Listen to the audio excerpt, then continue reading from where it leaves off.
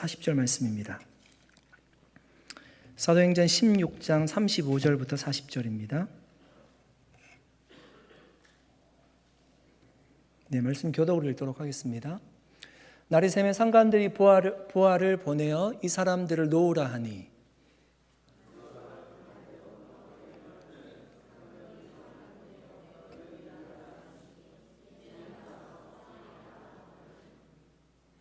바울이 이르되 로마 사람이 우리를 죄도 정하지 아니하고 공중 앞에서 때리고 옥에 가두었다가 이제는 가만히 내보내고자 하느냐. 아니라 그들이 친히 와서 우리를 데리고 나가야 하리라 한대.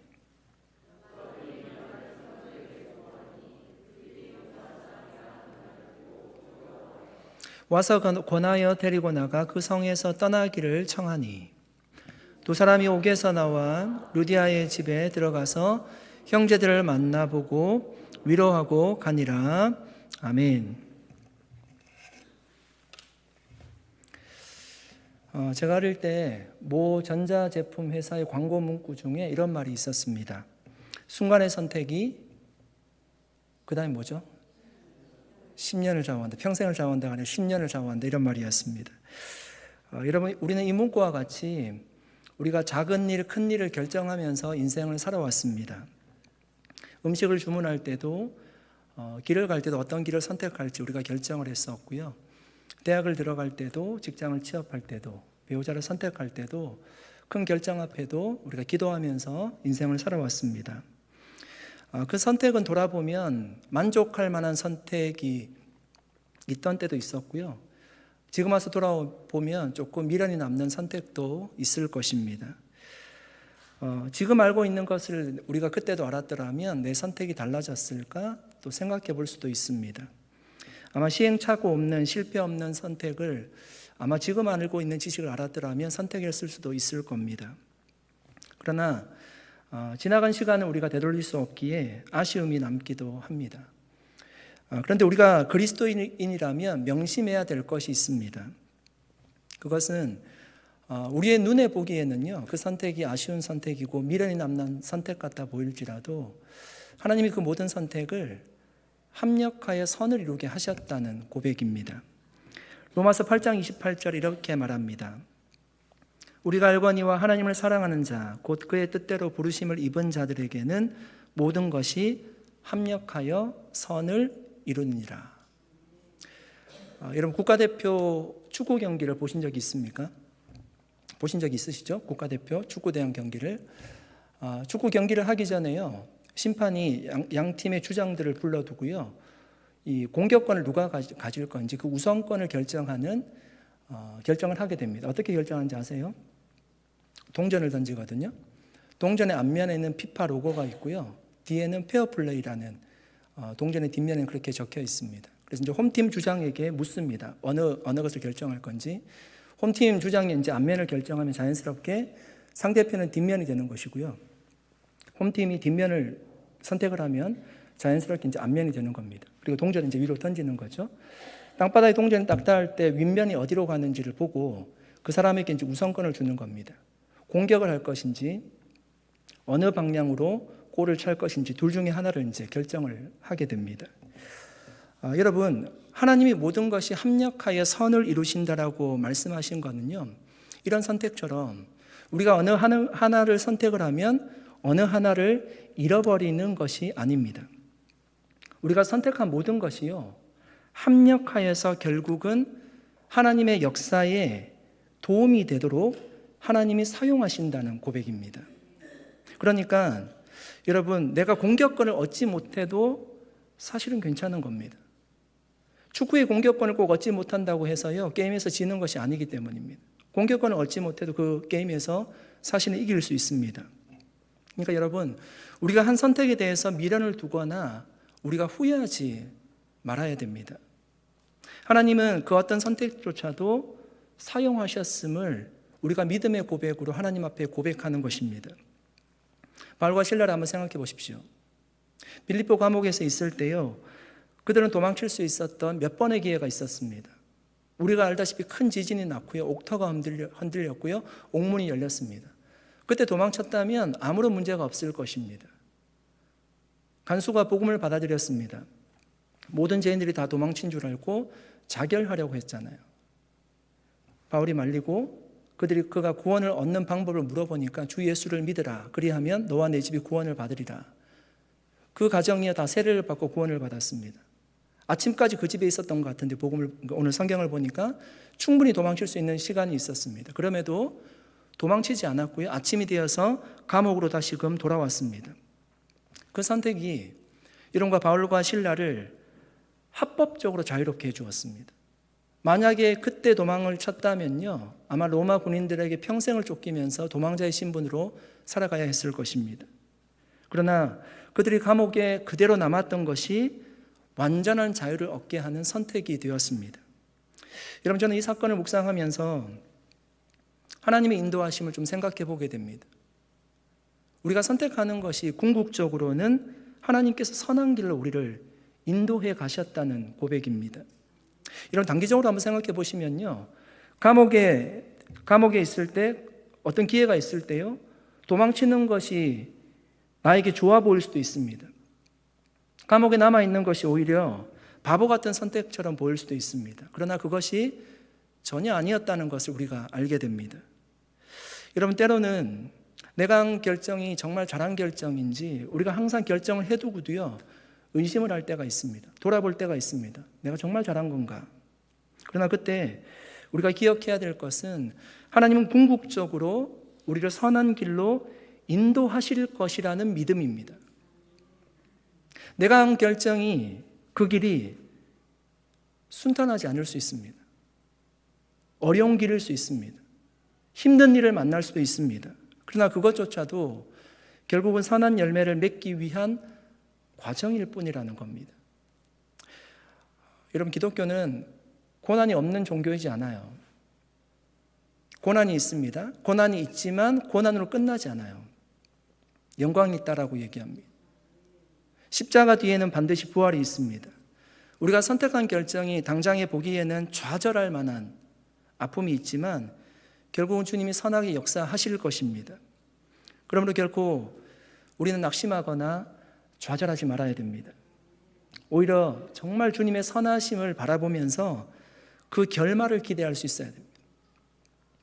지금 걷는 이 길이 나에게 힘들고 어려울지라도 그 결말이 하나님께서 선하게 역사하실 것을 내가 바라보는 것이 믿음입니다. 사랑하는 여러분, 순간의 선택이요, 우리를 실패하게 하지 않습니다. 어떤 선택이라도 그렇습니다. 큰 죄를 범한 죄인이 감옥에 들어갔어요.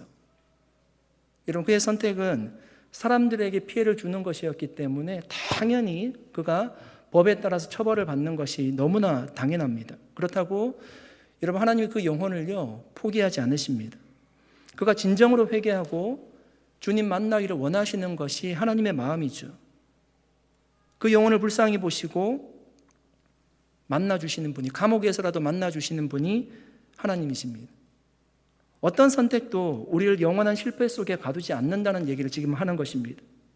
하나님은 우리의 삶을 궁극적으로 선한 길로 인도하실 겁니다.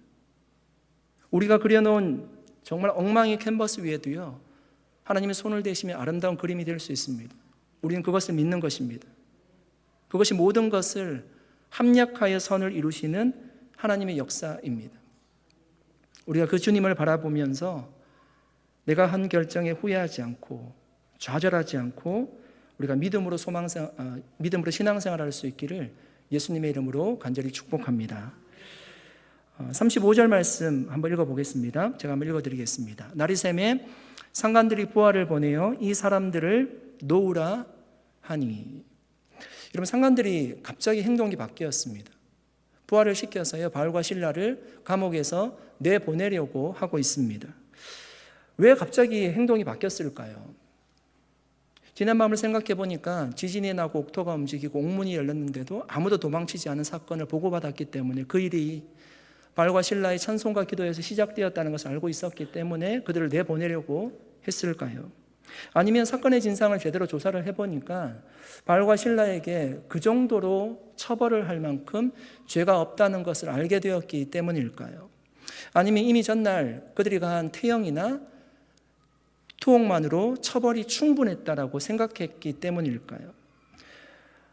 그 정확한 이유는요, 이 사도행전의 저자인 누가가 기록을 하지 않고 있습니다. 우리가 정확하게 알 수는 없지만, 그런데 바울과 실라는 감옥에서 나가도 좋다는 그 부하들의 얘기를 듣고요, 그냥 나가지 않습니다. 37절에 그들이 당당하게 이렇게 얘기합니다.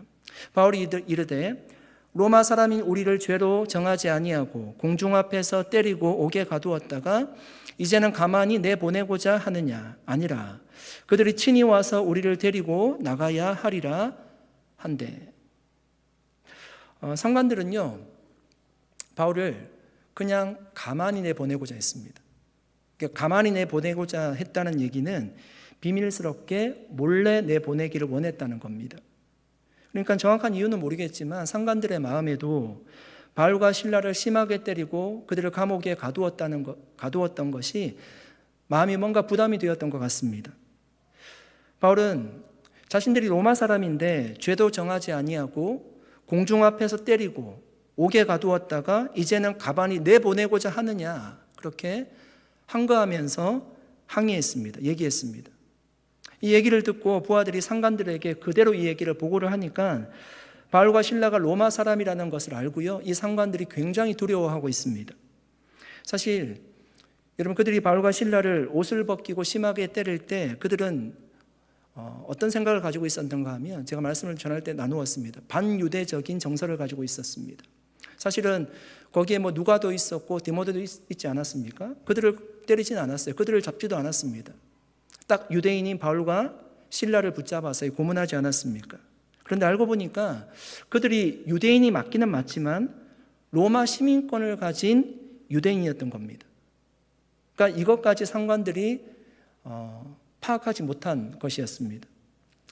그들이 바울과 실라가 로마 시민인 것을 알고요, 두려워하는 이유가 뭘까요?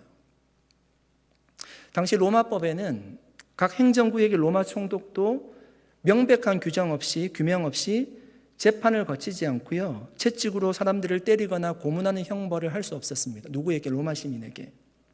그리고 로마 시민인 본인의 동의하에서만 지방 법률에 따라서 재판을 받을 수 있었다고 합니다. 로마 본토가 아니잖아요. 그러니까 빌립보에서 재판을 하려면 본인의 동의가 있어야 된다는 거죠. 그러니까 본인의 동의 없이는 어느 지방의 법률에 따라서도 재판받지 않을 권리가 있는 겁니다. 만약 재판을 받았는데 결과가 좋지 않으면 로마 황제에게 상소할 수 있는 권리도 있었습니다. 바울이 나중에 이 권리를 사용하지 않습니까? 이 모든 과정이 로마 시민인 바울과 실라에게는 없었던 겁니다. 그 상관들은 자신들의 한 행동 때문에 문책이나 형벌을 받을 수 있기 때문에요, 굉장히 두려워하고 있는 겁니다. 그런데 여러분, 이 사건을 보시면, 우리가 말씀을 좀 묵상해 보면 궁금한 것이 생깁니다. 뭔가 하면 바울과 실라가 점치는 요종의 주인들에 붙잡혀서 장터로 끌려가지 않습니까? 그때 자신이 로마 시민권자라는 것을 그때 밝혔으면 되잖아요. 그때 밝혔으면 매도 맞지 않을 것이고 그대로 풀려나게 될 것인데, 왜 상황이 지금 여기까지 왔는데 이제서야 왜 자신이 왜 로마 시민권자라는 것을 얘기하나, 우리가 궁금해할 수 있을 겁니다. 저도 궁금합니다. F.F. 브루스라는 저명한 바울 신학자가 있습니다. 그가 이렇게 얘기했습니다. 바울과 실라가 로마 시민권자라는 것을 주장했다는 겁니다. 그러나 그때는 우리가 말씀을 보았듯이 무리들이 많이 흥분하고 있었고요, 소요가 일어날 지경이었습니다. 그러니까 심각한 상황이었기 때문에 이 상관들이 바울이 하는 얘기를 주의 깊게 듣지 않았을 것이라고 합니다. 그런데 제가 이 글을 읽고요, 제가 생각해 보니까 이게 잘 이해가 되지 않았습니다. 그런데 우리가 생각해 보면 그렇잖아요. 그러니까 바울이 소요가 일어나고 심각한 상황이라도 자신이 로마 시민권자라는 얘기를 누누이 외쳤다면 그 주변에 있던 사람들이 저는 다 들을 수 있었을 것이라고 생각합니다. 최소한 한 사람이라도 듣고요, 그 상관들에게 이 사람들이 지금 로마 시민이라고 얘기할 수 있었을 것 같다는 마음이 제 생각에 들었습니다. 오히려 바울은 상황이 지금 너무 급박하게 돌아가니까, 너무 이렇게 백성들이 흥분해 있고 소요가 일어날 것 같으니까요, 오히려 저는 그 상황을 하나님께 바울이 의탁하지 않았을까 생각합니다. 하나님의 손에 맡겨드리지 않았을까 생각합니다. 그 모든 상황이 다 지나가고 나서 지금 이제서야 자신이 로마 시민권자임을 밝힌 것은요, 정말 어떤 목적이 있었을 겁니다. 단순히 자신이 풀려나는 것이, 감옥에서 풀려나는 것이 목적이 아니었을 겁니다. 만약에 자신이 풀려나는 것이 목적이었다면 그들이 감옥에서 조용히 내보내려고 했을 때 아무 얘기 없이요, 그냥 조용히 나가면 되었을 것입니다. 뒤늦게 로마 시민권자라고 밝힐 때는 바울이 기대했던 바가 있었다는 얘기입니다. 뭔가를 기대했을 것입니다. 바울이 로마 시민권자라고 얘기한 것은요, 자신이 로마 시민권자라는 것을 자랑하기 위함이 아니었을 겁니다. 단순히 자신이 매를 맞았기 때문에 명예회복을 위해서 내가 로마 시민권자입니다, 그렇게 얘기하지도 않았을 거라고 생각합니다. 바울은 빌립보 교회를 생각했을 겁니다. 여러분, 바울이 핍박을 받았고요, 감옥에 갇혔습니다. 그리고 풀려나서 그 지방을 떠났다라고 한번 생각해 보십시오. 빌립보 교회가 어떻게 되었을까요? 빌립보 교회 내에 있는 사람들은요, 다 초신자들이에요. 복음을 이제 받아들였어요. 스스로 신앙생활을 할 수 있는 여건들이 별로 되지 않았을 것입니다. 바울이 핍박을 받아서 그 지역을 떠나버렸습니다. 그들이 어떻게 될까요? 믿음을 잃어버리고요, 아마 다 흩어지게 될 거예요. 더 이상 복음을 전하려고도 하지 않을 겁니다. 자신들도 바울과 같은 꼴이 될 텐데 그냥 다 뿔뿔이 흩어지게 될 겁니다. 그런 결과를 바울은 예상했을 겁니다. 그래서 자신도 로마 시민이고 그들이 얘기하듯이 로마 사람인 우리가 받지도 못하고 행하지도 못할 이상한 풍속을 전하는 사람이 아니라는 것을 알려주기 위해서 자신 로마 시민임을 얘기하고 있을 것입니다. 사랑하는 여러분, 저는 바울의 이 모습을 보면서 빌립보 교회를 향한 바울의 마음을 느낄 수 있었습니다. 바울은 빌립보 교회를 사랑했습니다. 교회를 사랑해서 교회가 세워지는 것을 원했기 때문에 핍박이 있어도 복음을 전했습니다. 자신이 떠난 후에도 교회가 잘 세워지기를 원했을 겁니다.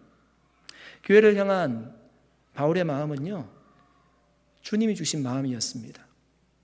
주님이 교회를 사랑하시기 때문입니다. 저는 우리가 바울의 이런 마음을 배우고 품는다라면 얼마나 교회가 행복하고 좋을까를 묵상해 보았습니다. 여러분, 우리의 마음에는 어떤 마음이 있습니까? 여러분의 마음에는 어떤 마음이 있습니까? 교회를 생각하는 마음이 있습니까? 아니면 나 먼저 생각하는 마음이 훨씬 더 크십니까? 바울에게요, 나를 생각하는 마음이 훨씬 더 컸다면 그는 고난받는 자리로 내려가지 않았을 것입니다. 오늘날 많은 사람들이 여러분, 교회를 찾는 이유가 무엇입니까? 무엇 때문에 교회를 찾을까요? 내가 교회를 위해서 뭔가를 하기보다는 교회를 통해서 뭔가를 얻기 위함이 아마 더 많을 것입니다. 그런데 그것이 채워지지 않으면 교회를 옮기는 것도 너무나 쉬운 시대가 되었습니다. 물론 교회를 통해서요, 우리가 유익을 얻어야 됩니다. 예배를 통해서 은혜를 받아야 되고요, 나하고 마음 맞는 분들과 대화를 할 수 있어야 되고 교제할 수 있어야 됩니다. 그러나 뭔가 유익을 얻기 위해서 우리가 신앙생활하고 교회에 나오지만 신앙이 좀 더 성장을 하면요, 내가 가진 은사로 교회를 섬기는데 관심을 가지게 됩니다. 정말 작은 부분이라도 그 섬김이 교회를 건강하게 세워나갈 수 있다는 것을 조금씩 깨닫게 됩니다. 저는 그것이 바울이 품은 교회를 생각하는 마음이라고 믿습니다. 그냥 떠나는 것이 아니라요, 자신이 떠나도 교회가 세워질 수 있도록 그 조직을 갖추어 나가는 것이 바울의 마음이었습니다. 바울과 같이 교회를 생각하는 사람이 많으면 많을수록 그 교회는 건강한 교회가 될 것입니다. 저는 저와 여러분이 정말 그런 마음을 품고 그런 건강한 교회를 세우기를 우리가 함께 꿈꾸는 그런 마음을 품고요, 우리가 가진 은사를 활용해서 우리가 주님 사랑하신 교회를 잘 섬기며 세워나갈 수 있기를 예수님의 이름으로 간절히 축복합니다. 39절 말씀 한번 읽어보겠습니다. 같이 한번 읽어보겠습니다. 와서 권하여 데리고 나가 그 성에서 떠나기를 청하니. 이런 바울을 재판했던 그 상관들이 바울이 로마 시민권자라는 것을 알고요, 직접 찾아왔습니다. 부하들에게 들었잖아요. 바울이 로마 시민권자라는 얘기를 듣고요, 직접 바울을 찾아왔습니다. 그리고 그 성에서 떠나주기를 부탁하고 있습니다. 정말 부탁했어요. 청했다는 말은 어떤 말인가 하면 애걸하고 부탁했다는 얘기입니다. 그러니까 성에서 좀 나가달라고 부탁했습니다. 여러분, 전에 그들이 바울을 신문할 때를 한번 생각해 보십시오. 그들은 바울과 실라를 범죄자로 취급했습니다. 그러니까 정말 심하게 때렸습니다. 옷을 벗기고요, 채찍으로 때렸습니다. 그리고 깊은 옥에 가두었습니다. 그런데 지금은 도리어 상관들이 바울과 실라 앞에 와서요 부탁하고 있습니다. 두려워 떨면서 아주 정중하게 이 성에서 나가줄 것을 부탁하고 있습니다. 여러분, 기독교는 고난의 종교입니다. 예수님이 십자가를 지셨습니다. 주님이 제자들에게 나를 따라오려거든 자기 십자가를 지고 나를 쫓으라고 얘기했습니다. 무슨 얘기인가 하면 나를 따를 때 고난이 있다는 얘기를 지금 하는 것입니다. 그런데 기독교가 고난만으로 끝나지 않습니다. 십자가 뒤에는 부활이 있습니다. 영광이 있다는 말씀입니다. 바울과 실라는 비천한 죄수가 되어서 고난을 받았지만 상관들이 빌립보 성에서 떠나줄 것을 부탁할 만큼 상황이 역전이 되었습니다.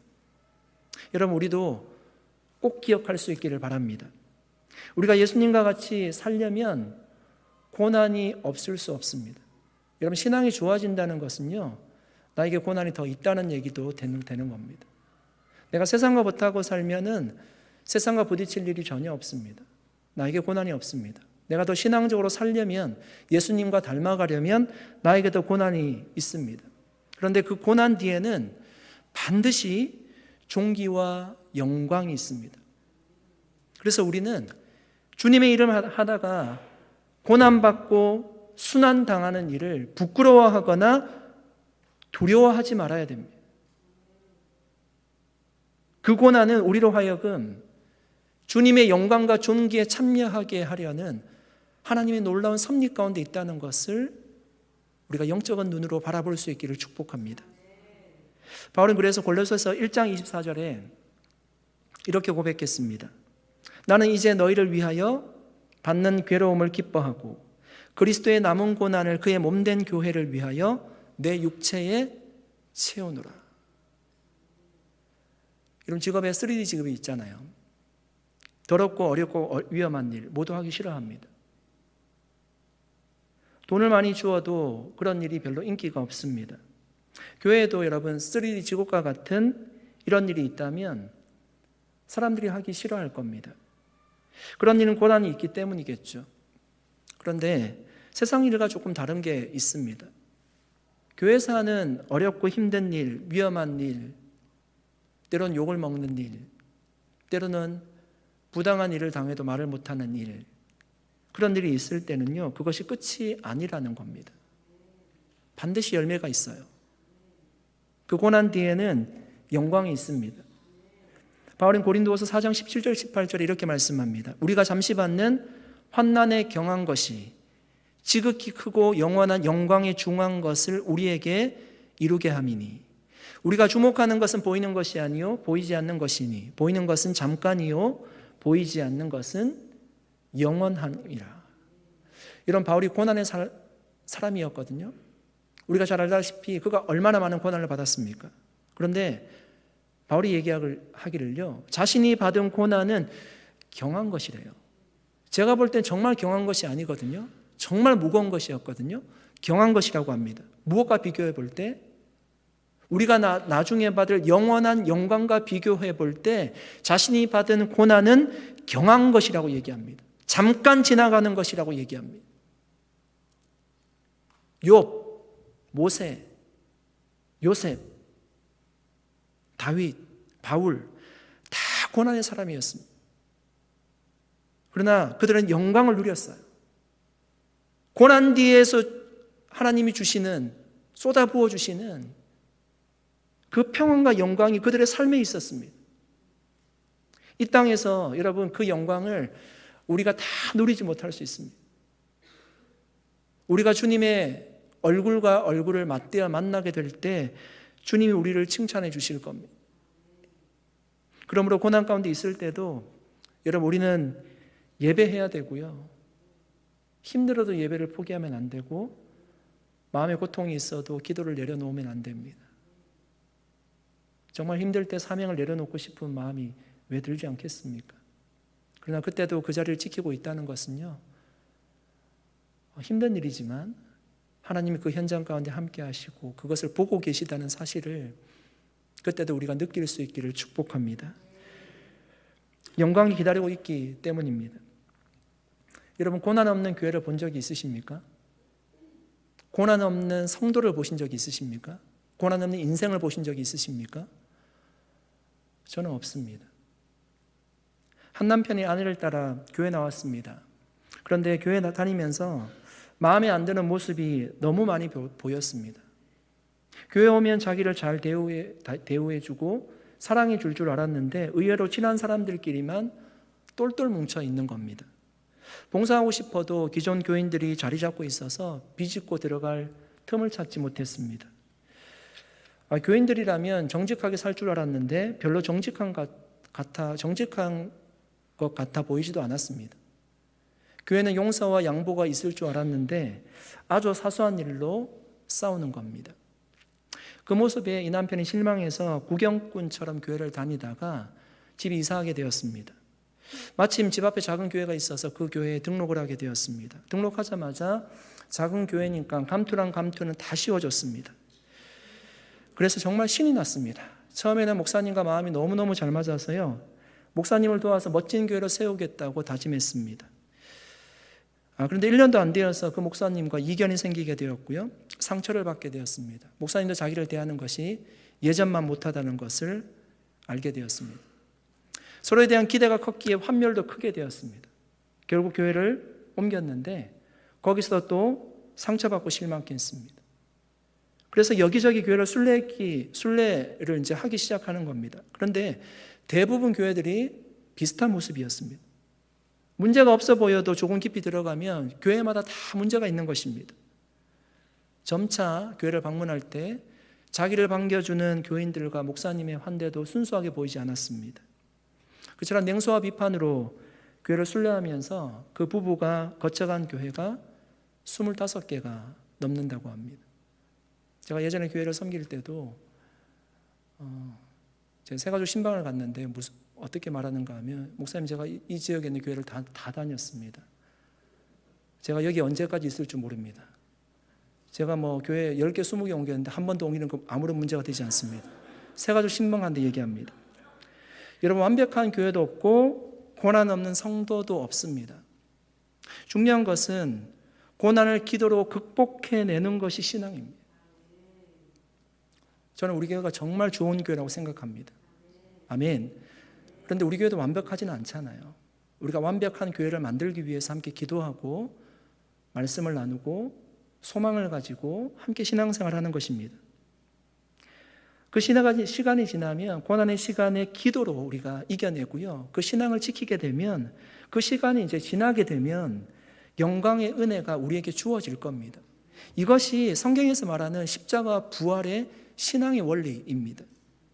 사랑하는 여러분, 정말 고난 가운데 주저앉지 마시기를 바랍니다. 고난 뒤에는 반드시 은혜의 시간이 기다리고 있을 줄 믿습니다. 고난의 터널을 지나서 정말 영광의 순간을 다 맞이하는, 지금 여러분 걷고 있는 길이 조금 힘든 길일지라도 하나님께서 그 길 뒤에는 반드시 우리에게 은혜를 주실 것, 또 영광을 주실 것을 우리가 생각하면서 기도로 그 시간을 채우고 이겨나갈 수 있기를 예수님의 이름으로 간절히 축복합니다. 40절 말씀 읽어보겠습니다. 40절입니다. 두 사람이 옥에서 나와 루디아의 집에 들어가서 형제들을 만나보고 위로하고 가니라. 여러분, 상관들이 와서 이 성을 떠나달라고 바울과 실라에게 부탁을 했습니다. 바울과 실라가 감옥에서 나가서 가장 먼저 간 곳이 루디아의 집이었다고 합니다. 왜 가장 먼저 루디아의 집에 찾아갔을까요? 아마도 루디아의 집이 빌립보 교회가 모이는 장소였을 것입니다. 그러니까 루디아의 집에 가면 성도들을 만날 수 있는 거죠. 거기에 누가 있었을까요? 우리가 예상해보는 사람들이 있었을 겁니다. 그렇죠? 루디아와 루디아의 가정에 세례를 받았고, 점치는 요종이 귀신이 쫓겨나가고 예수님을 믿었다는 얘기는 없지만 예수님 믿지 않았을까요? 아마 거기에 있었을 것이라고 생각이 들고, 간수와 간수장의 가족들도 아마 거기에 있었을 것입니다. 바울이 그곳을 방문해서 무엇을 했는가 하면 형제들을 만나보고요, 오히려 위로를 해주었다라고 합니다. 그러니까 바울이 감옥에 들어가고 빌립보 교회가 바울을 생각하면서요, 바울이 추록되기를 기다리면서 간절하게 기도하고 있었을 겁니다.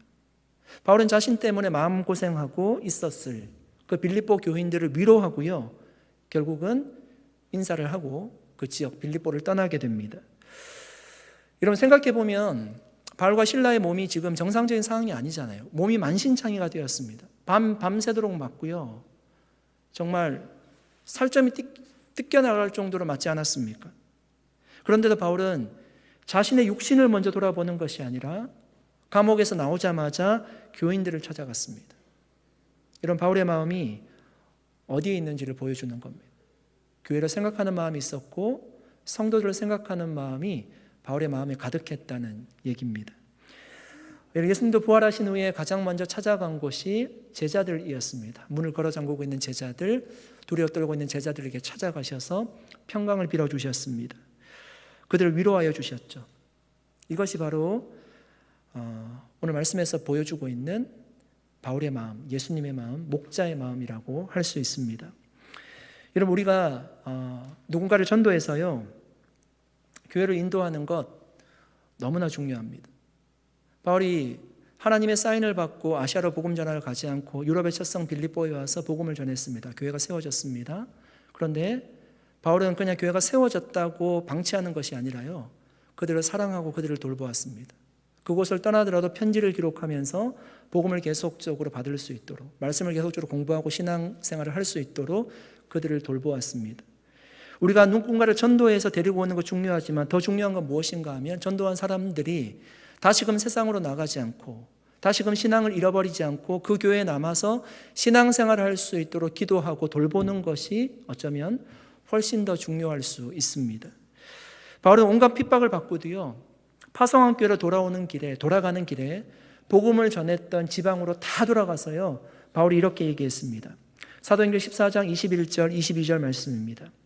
복음을 그 성에서 전하여 많은 사람을 제자로 삼고 루스드라와 이고니온과 안디옥으로 돌아가서 제자들의 마음을 굳게 하여 이 믿음에 머물러 있으라 권하고, 또 우리가 하나님 나라에 들어가려면 많은 환난을 겪어야 할 것이라 하고. 여러분, 환난이 없다라고 얘기하지 않고요, 내가 환난을 받은 것처럼 환난이 있을 거라고, 많은 환난이 있을 거라고 얘기하고 있습니다. 그렇지만 이 믿음 가운데 굳건하게 서 있을 것을 바울이 부탁하고 있습니다. 사랑하는 여러분, 우리가 이 땅에 남아 있으면서 신앙생활하면서 우리가 남겨야 되는 것이 무엇인가 하면, 바울과 같이 믿음의 상속자를 남겨야 되는 것입니다. 바울은 디모데를 제자로 삼았고, 디모데뿐만 아니라 여러 지역을 다니면서 교회를 섬겼고 제자를 세웠습니다. 모세는 여호수아라는 믿음의 후손을 남겼고요, 엘리야는 엘리사에게 자신의 사역을 이양하고 믿음의 후손을 남겼습니다. 우리의 가정에서는 믿음의 후손이 우리의 자녀들입니다. 하나님께서 우리에게 자녀들을 주시고 그 자녀를 양육하라고 하셨을 때는요, 그들의 믿음을 책임지라는 것입니다. 유아세를 줄 때 그 아이의 믿음을 보고 주지 않습니다. 아이가 자신의 신앙을 고백할 수 없어요. 아이에게 유아세를 주는 것은 부모의 신앙을 보고 주는 것입니다. 자신의 신앙을 자신이 고백할 수 있을 때까지 부모가 양육하는 것입니다. 교회가 전적으로 그 일을 하면 좋겠지만, 교회가 최선을 다해서 그 일을 하고 있지만 그것만으로는 부족합니다. 가정에서 말씀을 가르치고 기도를 하고 신앙을 세워나가는 것이 부모의 책임입니다. 그렇게 믿음의 후손을 우리가 남겨나가는 것입니다. 교회에서는요, 주일학교 아이들의 믿음의 후손들이 되어야 됩니다.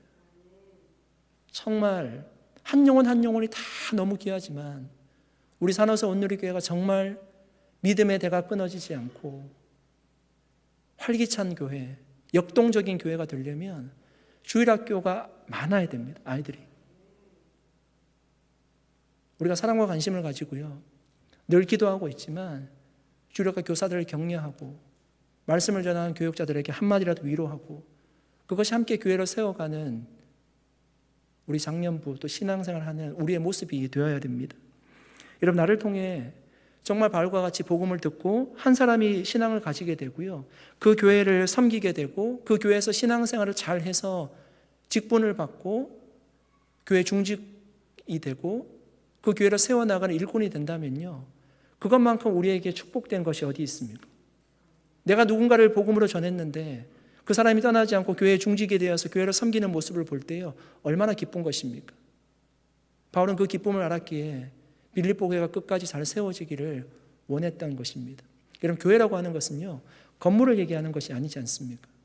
만약에 건물을 얘기한다면 요한 사도가 7교회에 편지를 보내게 되는데 반모섬에서 그 교회는 다 없어졌습니다. 에베소, 빌립보 교회, 무슨 교회, 교아디라 교회, 사대 교회 다 없어졌습니다. 그런데 교회가 건물이 아니라 사람으로 한번 보십시오. 그 지역에 한 영혼이라도 사람이 있다면요.